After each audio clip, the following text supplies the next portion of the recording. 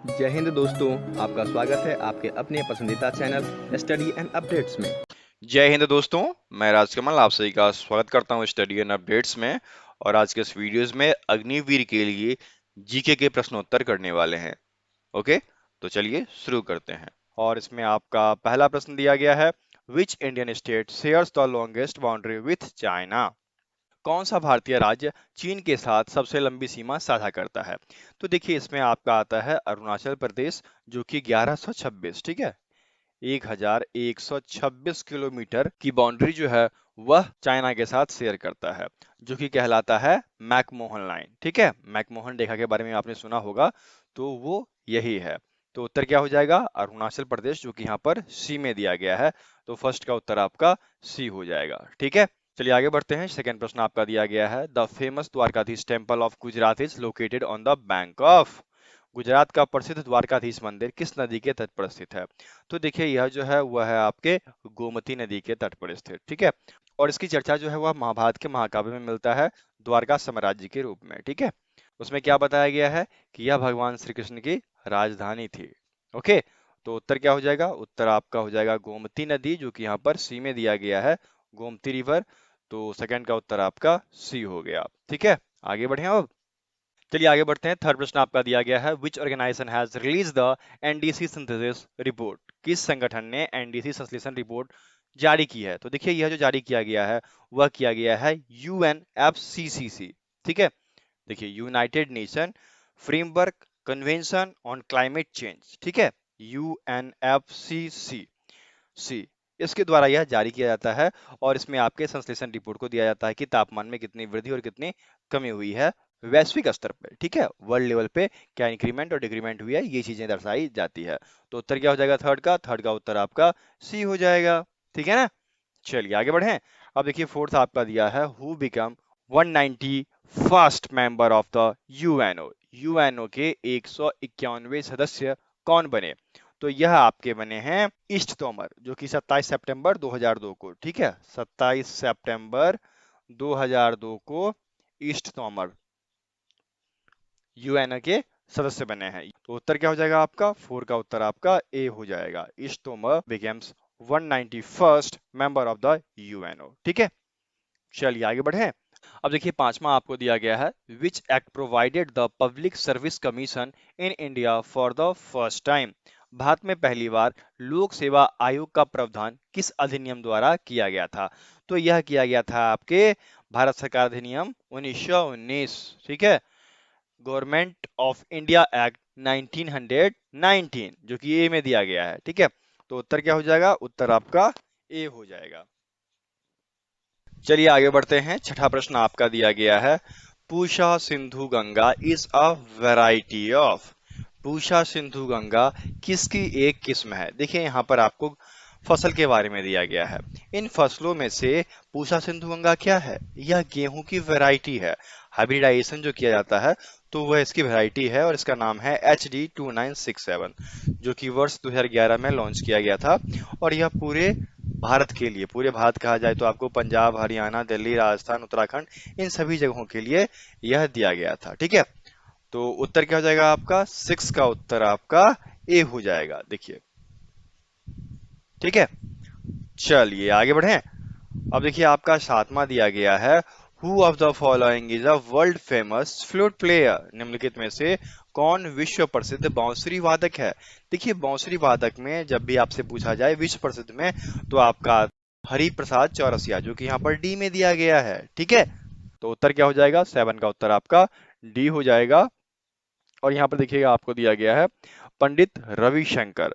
तो पंडित रविशंकर जो हैं यह सितार वादक हैं। ठीक है, ये सितार बजाते हैं।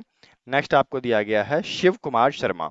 तो शिव कुमार शर्मा जो हैं यह संतूर वादक हैं। ये सब फेमस हैं, ठीक है, इसलिए याद रखिएगा। और जाकिर हुसैन जो हैं यह तबला वादक हैं। और ये आपके हो गए फ्लूट।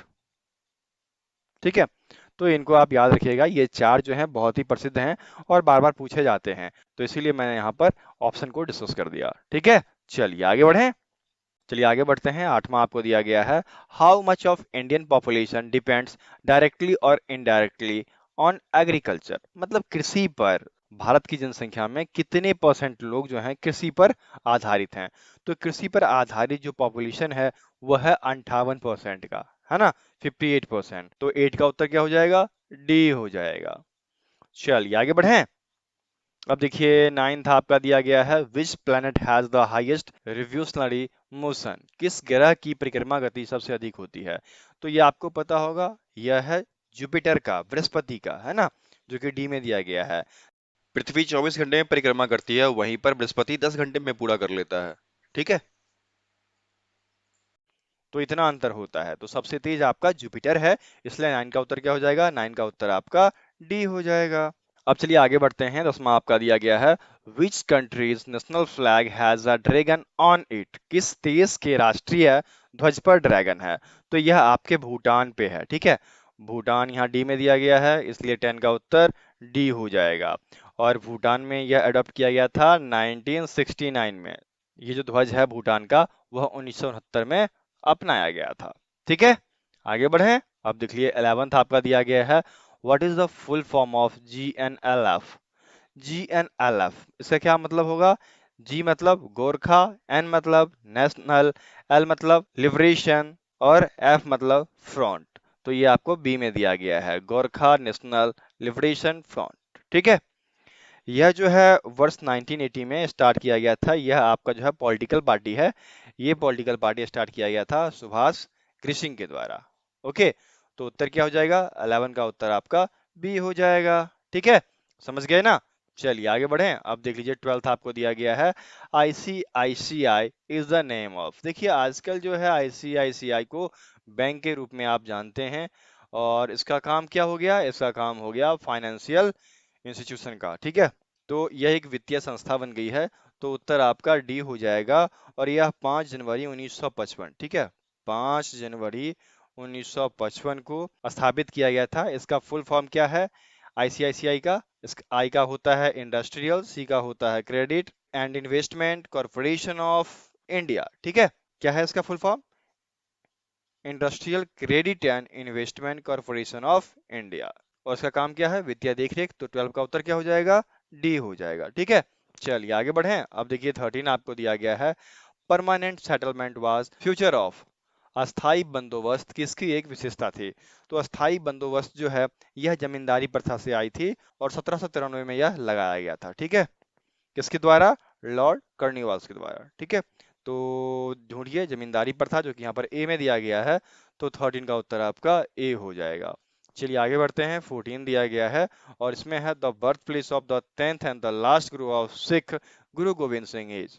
सिख के 10वें गुरु और अंतिम गुरु थे ये, उनका जन्म स्थल कहाँ है। तो यह है आपके पटना साहिब में।